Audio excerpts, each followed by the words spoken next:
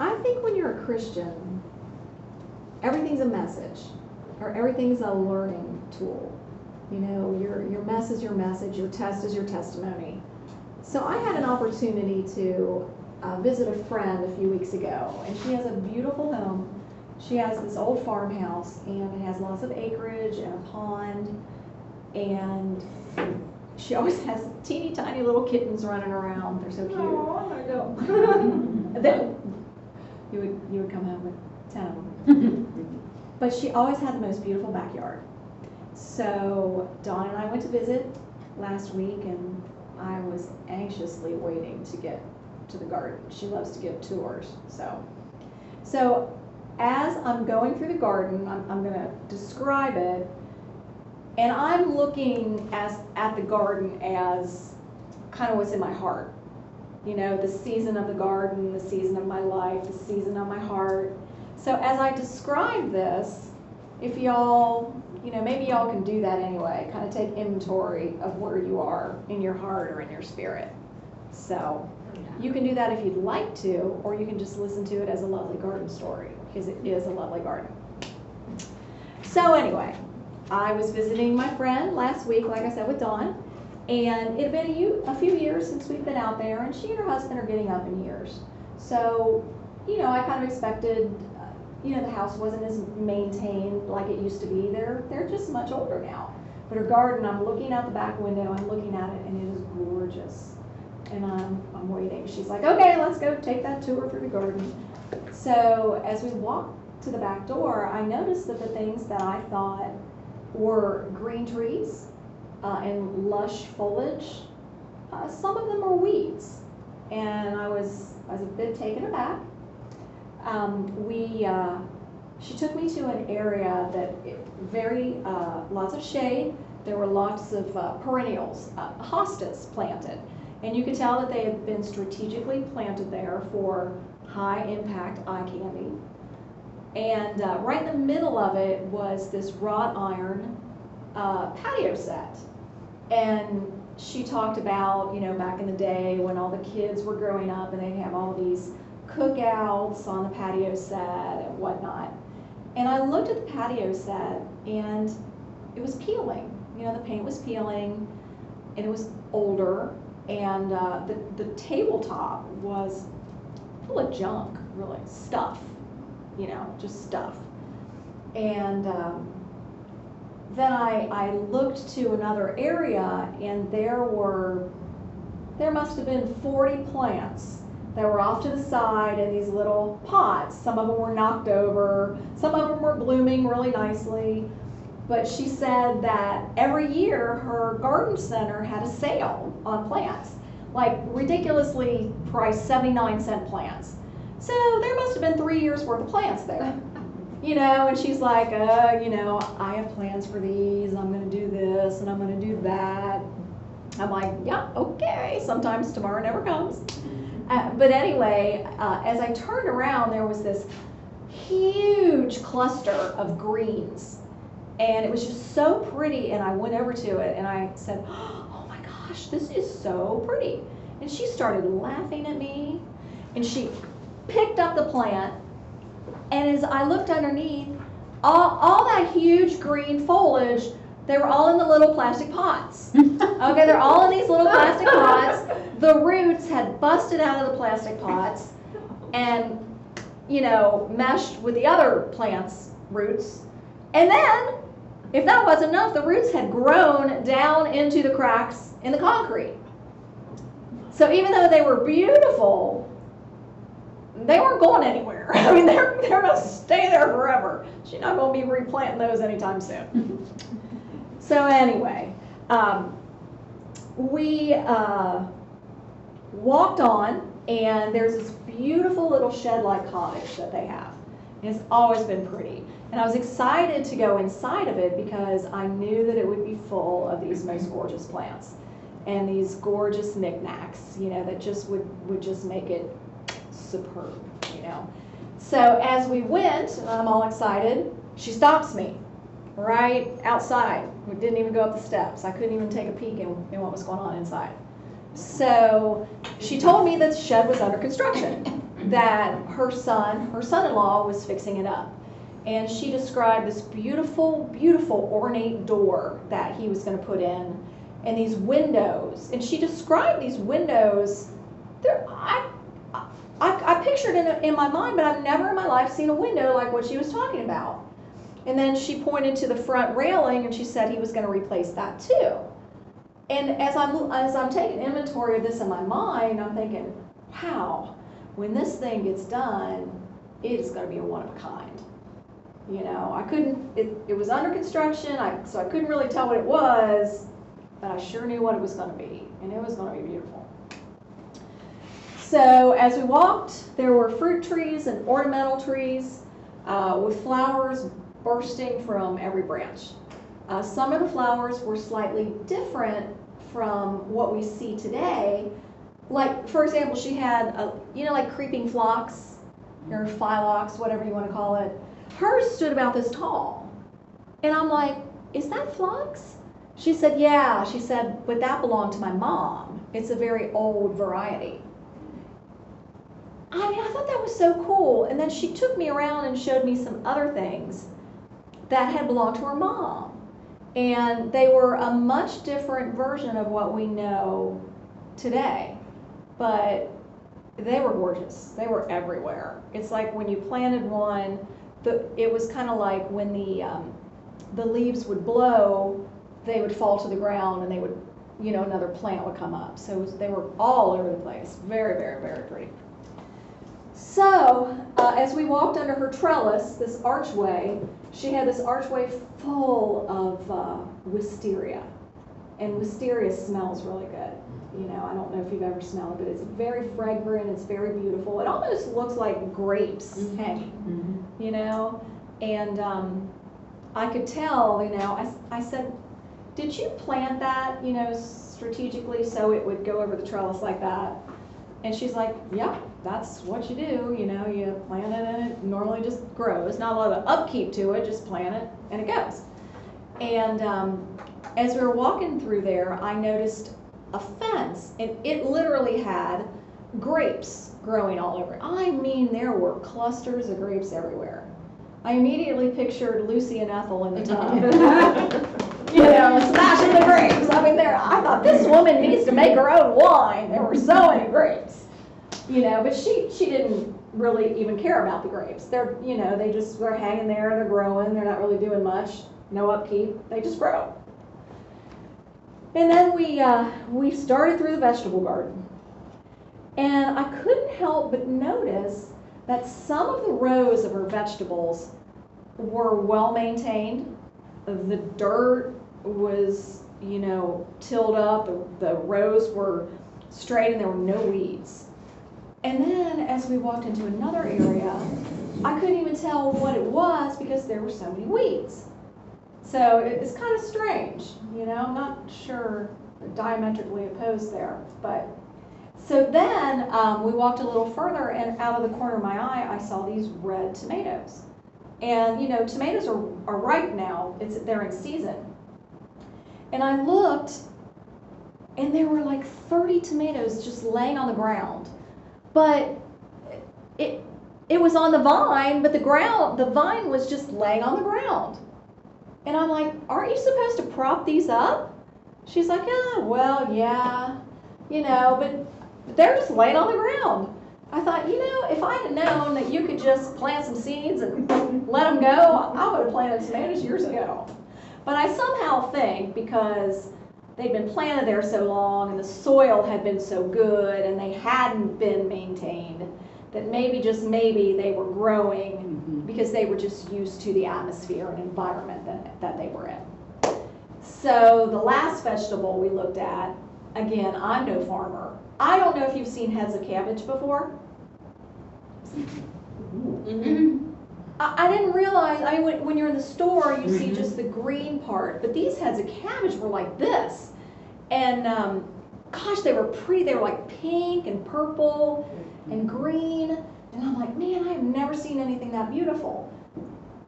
But all of the plants had gotten infested with bugs. And there were holes in each one of the leaves on every plant. And I thought, what a It's like, she didn't know what happened. I mean, I actually have some plants outside that for the first time this year, they've got holes in the leaves. They're not vegetables, they're just plants. But there's something out there that was eating them. But it was so sad because they were just completely unusable. So, we stopped at the green beans. And, I don't get a lot of fresh produce. So we stopped at the green beans and she started just picking. And before I know it, she had a handful. And she was eating them. And she handed them to me. And I'm like, oh! To me, this was like cotton candy. Okay? I started scarfing those green beans down and they were so good. I just couldn't believe it. And then as we went on, there was this beautiful wispy thing, and it was asparagus, the asparagus roots. They're very ornamental. But as she moved them over, and there were 3 asparagus plants in the ground ready to be harvested. She picked them up, she ate one and gave the other 2 to me. I am telling you, I thought I died and went to heaven. I love asparagus. And this was fresh asparagus right out of the ground, mud and all. Obviously no insecticides or anything, and there was no mud really. But I just, it was very exciting. So, as we're walking back toward the house, I'm like, you know what, my stomach is very satisfied. It's been a good day. And then I started thinking, I feel a little bit guilty because I'm not really helping her, do anything to help her with her garden, but I'm certainly loving the fact that she's giving me stuff to eat. And she was happy to do it. But, you can't give away what you don't have. But it's great when someone gives you out of the abundance of their overflow. Kind of spiritually speaking, you can't give away what you don't have, but it's nice when someone can give you out of the abundance of their overflow.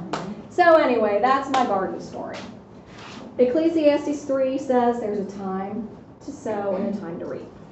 So I made some garden observations. You can look at your notes, and if you want to, scribble some stuff on it, feel free.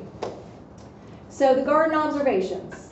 Everything started out strong, but without upkeep, the weeds overtook it. And when you plant a garden, you got to be strong. That's hard work, and you have to have the desire to maintain them and make sure they're coming up properly, and you reap your harvest. And the gardener had great intentions, but without diligence and consistency, things lay over to the side, slumped over like the tomatoes. Weeds and bugs came in, and some of the garden became unusable. And, that's like us. We want to be used by God, but it does take diligence and consistency. And though part of the garden went unmanaged, there was much good fruit there. And I was thinking about gifts.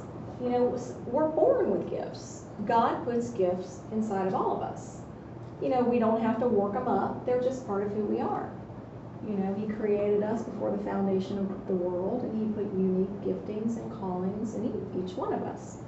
So there were, like I talked about, the unusually large groups of flower that were beautiful, but when you looked underneath, the roots were overrun and bursting through the pots and thrown into the cement. And my observation there was, don't stay too long in one season. You may miss God's plan. That's good. And then on the concrete sat the wrought iron patio set that used to be very attractive, I'm sure, back in the day. But now the paint was peeling and the tabletop was overrun with stuff. And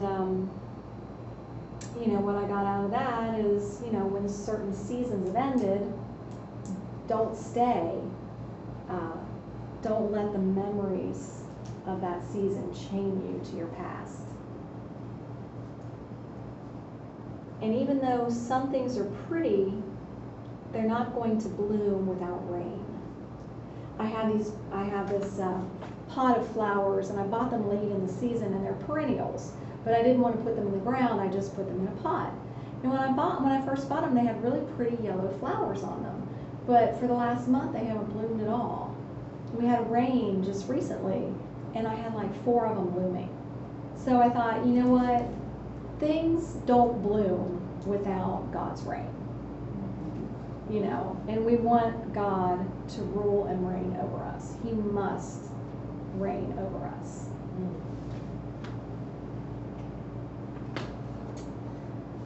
And I talked about the beautiful flower combinations. And have you ever seen a planter that just has, Peggy, your windowsills, or your window pots, you've got just the right amount, the height, the color, just the most beautiful, impactful plants that are all strategically placed there together for that wow factor. But that didn't just happen. You know, you have to put research into that. You have to know what plants go together, you know, what's going to bloom and when, how, you know, the height and how to plant them.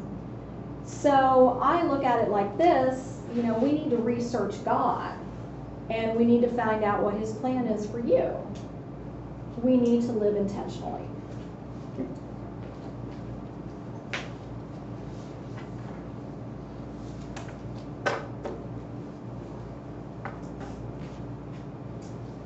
So, does anyone have any questions so far? Okay. Now that we've observed the garden, we're going to go ahead and take personal inventory of ourselves and where we are. Now, we obviously understand and probably have memorized Jeremiah 29:11, for I know the plans I have for you, to prosper you, to give you a hope and a future. Now, we can probably recite that in our sleep, but do we actually believe it? So let me ask you some questions, and you ask yourself and answer these honestly to yourself. As you inventory your relationships, put yourself in their shoes. As we talk about who's in your life, your friends, your family, your co-workers, if you do extracurricular activities, those friends. As you're taking inventory of your relationships, try to think about what those people think of you. That might be a little too much now, but as we go along, I think you'll get it. Who's in your life right now? You got kids, you got a husband, you got grandkids, you've got friends, you've got coworkers, you've got church friends. So thinking about all that, how would you rate your self-worth?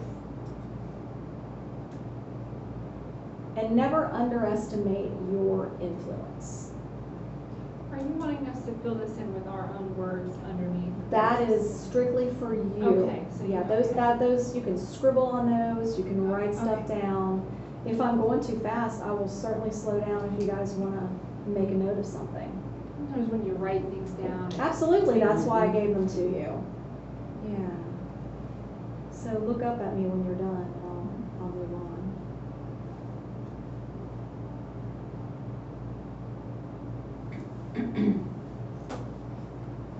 So how are you feeling spiritually and emotionally? Now, we're all women here, and we know our seasons of life can be difficult. And I ran into this scripture. This is the Joyce Meyer Amplified version of Psalm 103:5, and it just hit me like a brick.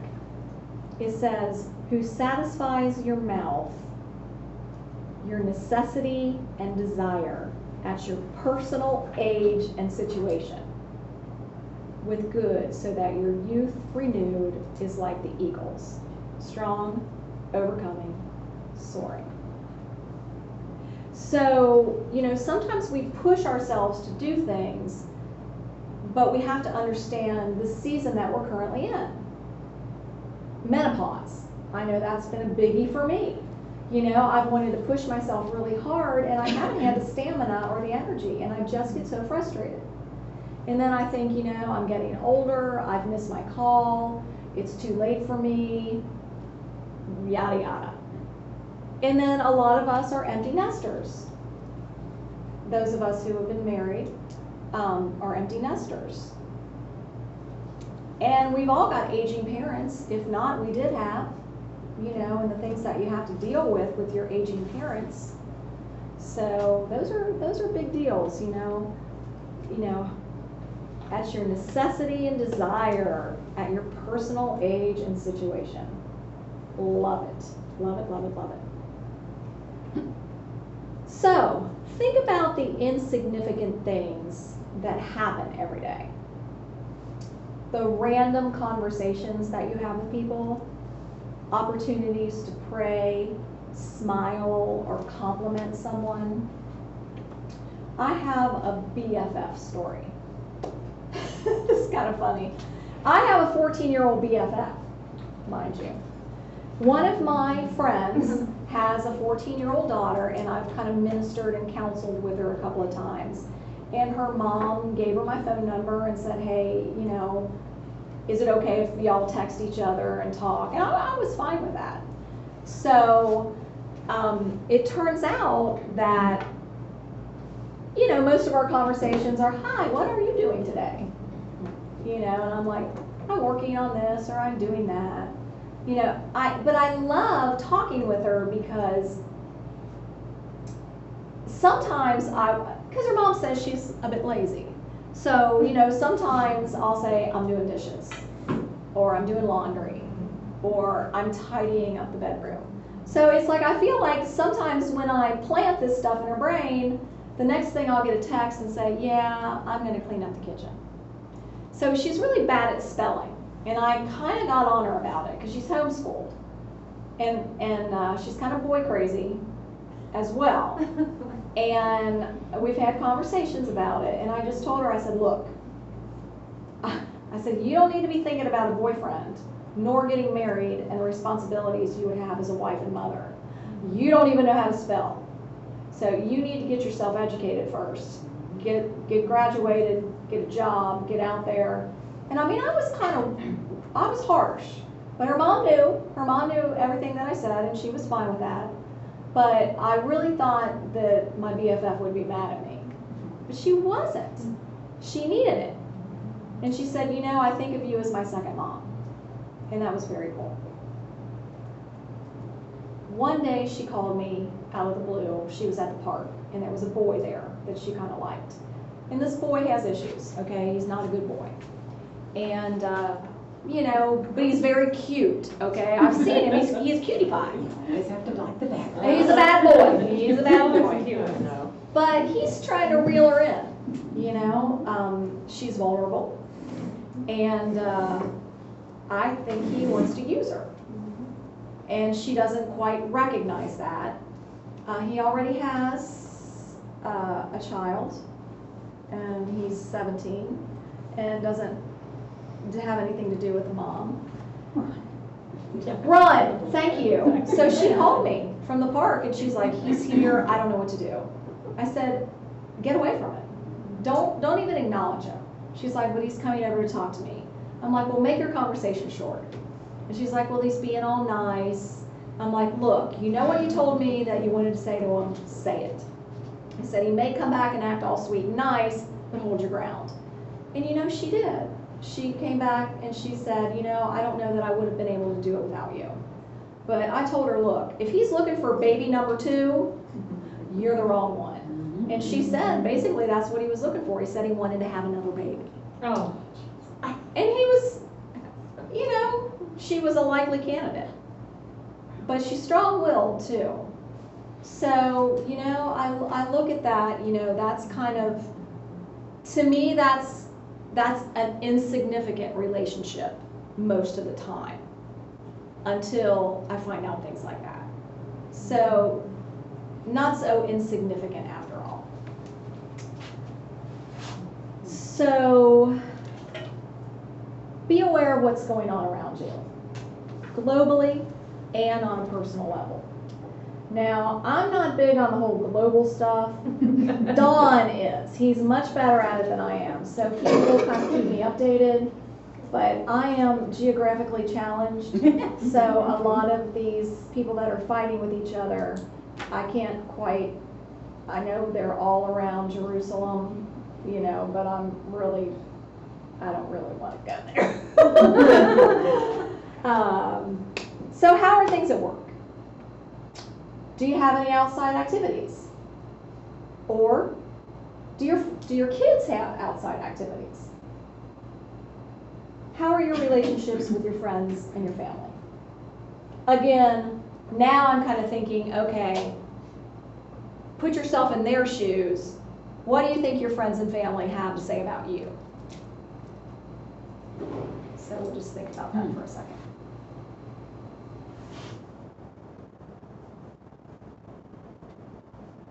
And then my next question is, how are you affecting your relationships, either in a negative way or a positive way?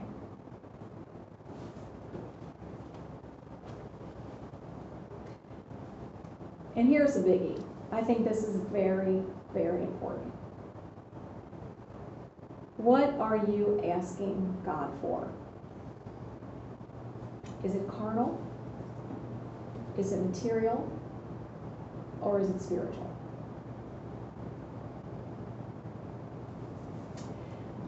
I have always wanted a beautiful place to study.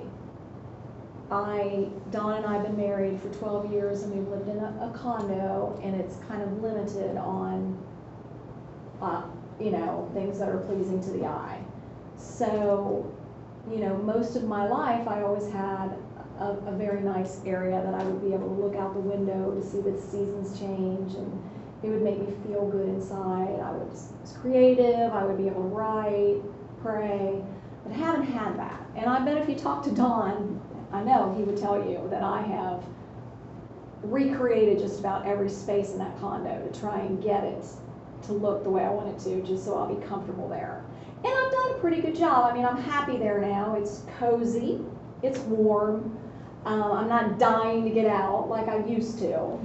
But still, in my heart of hearts, one of these days, I'm praying, I'm kind of believing, because I know God wants to give me the desires of my heart. And I don't believe I'm asking for some grandiose, ridiculous thing. And I love Him, and He has plans to prosper me. So I'm believing one of these days I'm going to get my room with a view. So I don't whine too much about it. I did for a while, but I had to remember the season I'm in. Because right now we live next door to an apartment complex. And it's kind of a revolving door over there. People come and go. And a lot of them have issues. And the one thing that remains consistent is they all have kids. And for the last 12 years, we've had a relationship with those children. Whether I've seen some of them that were in their stroller that are now 12 and 13 years old. I saw some that were 2 and 3 that are now 14 and 15. I've prayed over those kids. I've befriended them. It's my season to do that. I just know it is. So until God releases me out of that season, I'm not really going to continue to pray for that room with a view.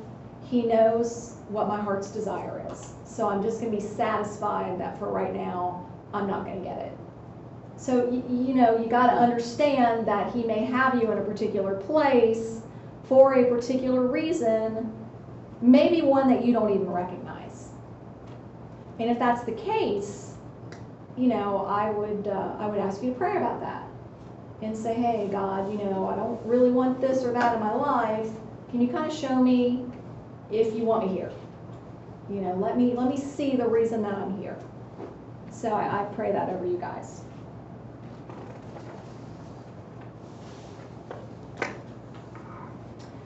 So, where do you want to be in 5 years?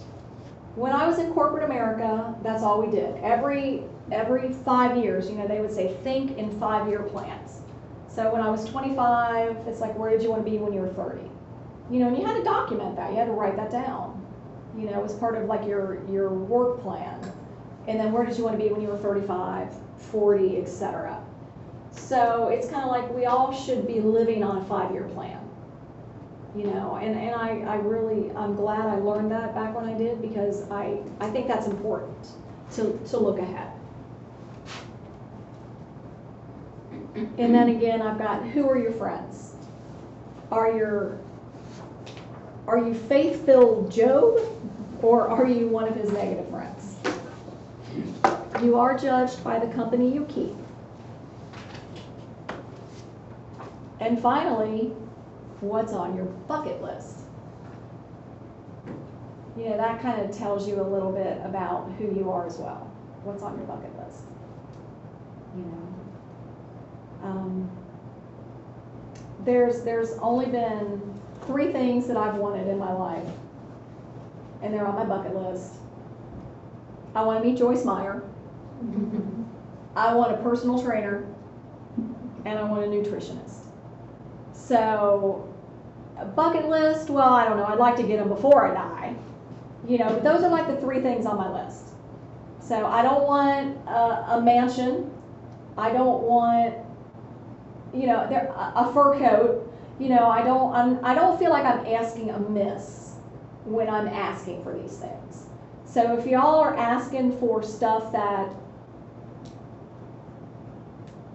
you know, maybe isn't in your best interest, or something that you really don't need, I would maybe, you know, think about that a little bit. Now I know Joyce Meyer told the story back in the day, you know, she asked for a fur coat. And she's like, I know now that was stupid, but that's kind of where I was then. And she told the story of how her neighbor literally got a fur coat and brought it over to her house and showed her. And she was so mad, and she judged her neighbor so harshly. She's like, well, she doesn't even tithe. She doesn't even pray. She hardly ever goes to church. That's my fur coat. You know, so that the comparisons and the jealousy, and, you know, we got to keep our heart right. So, okay, now that we've taken inventory, you're either pleased with your progress, or perhaps you feel stuck. So let's look at some things that we may be doing that are keeping us from our season. And I love this, and this is so true. 1 Corinthians 6:12, Paul says, all things are allowable, but not all things are expedient. It means you can do whatever you want, but it may not get you where you want to be. So I talk about frustrating God, what's keeping us from our season. God will position you where he wants you, either willingly or unwillingly.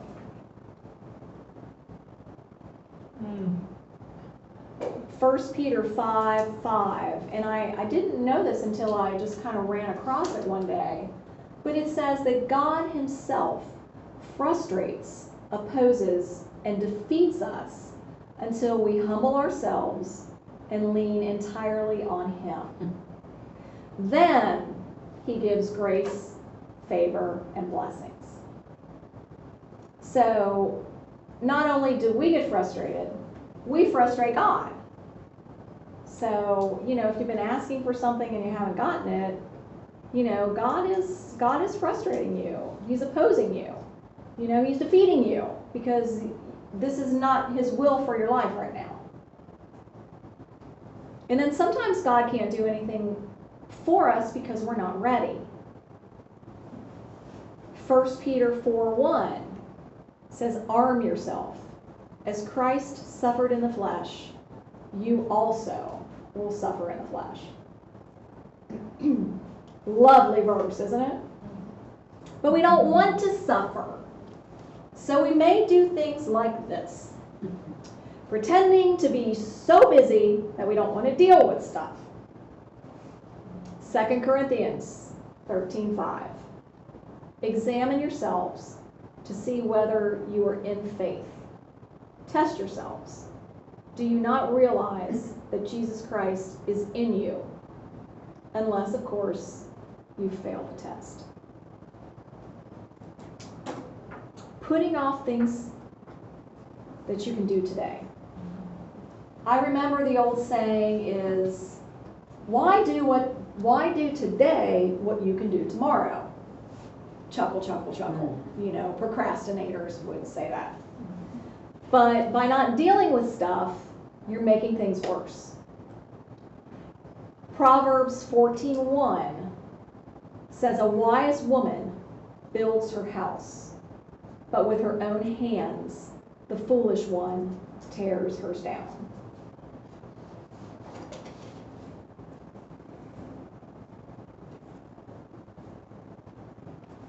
When we pray, we bring the wrong things to the altar. James 4:3, "When you ask, you do not receive, because you ask with wrong motives, that you may spend what you get on your own pleasures."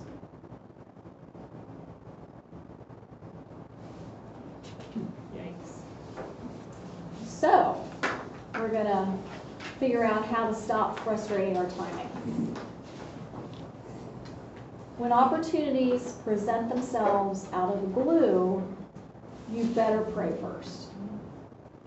I have a friend who has her house for sale, and she found what she thought was the perfect one. It was, it was everything that she wanted it to be. It had the right look, it had all the right stuff. Even the people that were selling the house were totally lined up with everything that she believed in and, kind of thought it was right. But she didn't get the house. And when she didn't get the house, she was very dumbfounded, because she said, it was like this, and they had this, and they wanted to do this, and it didn't happen. So I listened to that, and I thought, things shouldn't just happen out of the blue. Nobody should call you up from Hollywood and say, "I've got $1 million modeling contract. Will you come out here and let us give you a look-see?" And, that stuff out of the blue, just, it's not gonna happen. It may, but, I don't know. I'm not gonna win the lottery anytime soon. But I don't play the lottery, so I'm not expecting to win. Mm-hmm. But anyway, we should be so close to God that nothing that happens to us should be a surprise. I realize accidents happen, things happen. But as you go through your life, you kind of need to know that you need to recognize the season that you're in, the timing of things in your life, and that way things shouldn't catch us off guard. So open your heart and let God make room for your gift.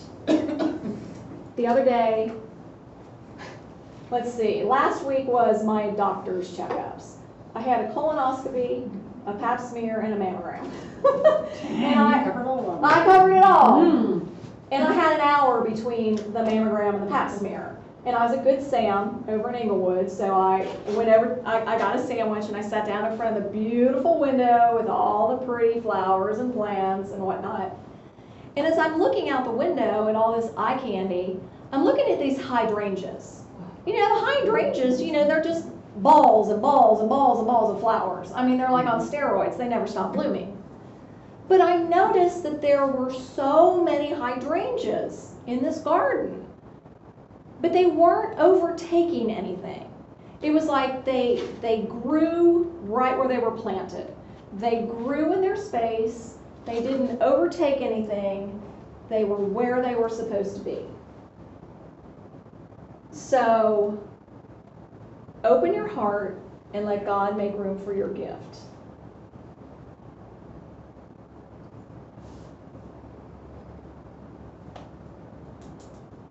I'm not sure how the hydrangea story fit with that. I know what it was. The hydrangeas made room for themselves. That's what it is. So just as the hydrangeas make room for ourselves, we have to make room for God's gift. So don't do things without thinking first. We talk about the house built on sand. Children, when they're small, they build sandcastles. And what they don't realize is they spend hours on these sand castles, but when they come back in the morning, the tide has washed it away. So, don't do things without thinking about the implication of what may happen when you're finished with it. Because tomorrow does come. And what about fear? What about anxiety? What about worry? Now, we all know that God didn't give us a spirit of fear, but power, love, and a sound mind. We also know that fear and worry are sins. So we need to kind of wind our way out of that. It's like, look, I'm not going to live in fear. I'm not going to be anxious. I'm not going to worry, because this is not being in faith with what God says. So we have to be in faith with God in order to get what we're asking for. And then, of course, being in the wrong place at the wrong time. How about the story of David when he sinned with Bathsheba? Now, what was David doing? Nothing. He was supposed to be in battle, and he was at home chilling on his rooftop, probably drinking a margarita or something. And he looked over on the other rooftop, and there was this beautiful woman, naked woman, bathing. And of course, we know the story of that. And obviously, David had to suffer through the consequences of that. But the end result was, as we all know, David was a man after God's own heart. But what I think about is, did you ever wonder what David may have missed because of his disobedience? It's like sometimes when you do something bad or wrong, or you just frustrate God's timing, you can't get it together, and you can't get it together, and you can't get it together, God will give it to somebody else. Sometimes he'll say, look, I've lined you up for this, but you keep giving me excuses, so I'm going to find somebody else to do it. But in this case, David straightened up, he went wholeheartedly after God, and God used him mightily.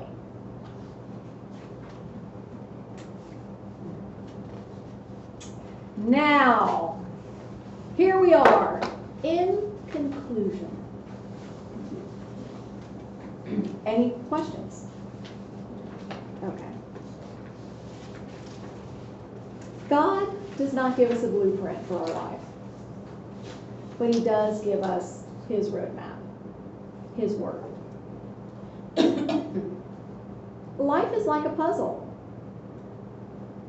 You can't judge what's going on when you're in the middle of something. Sometimes you just have to wait it out.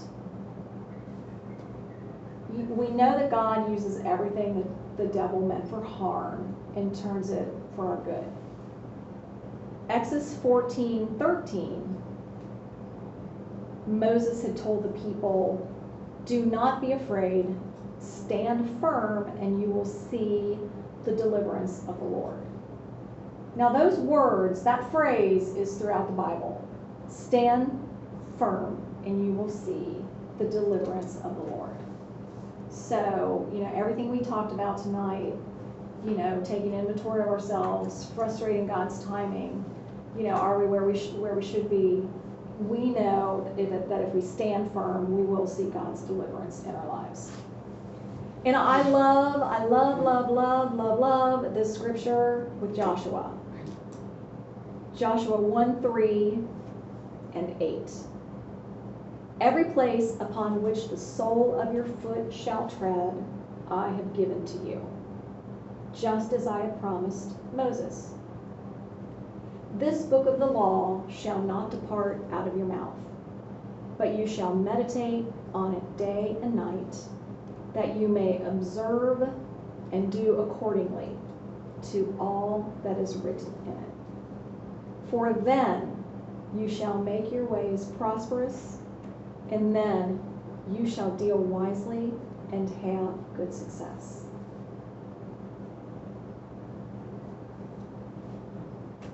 Thy times are in thy hand.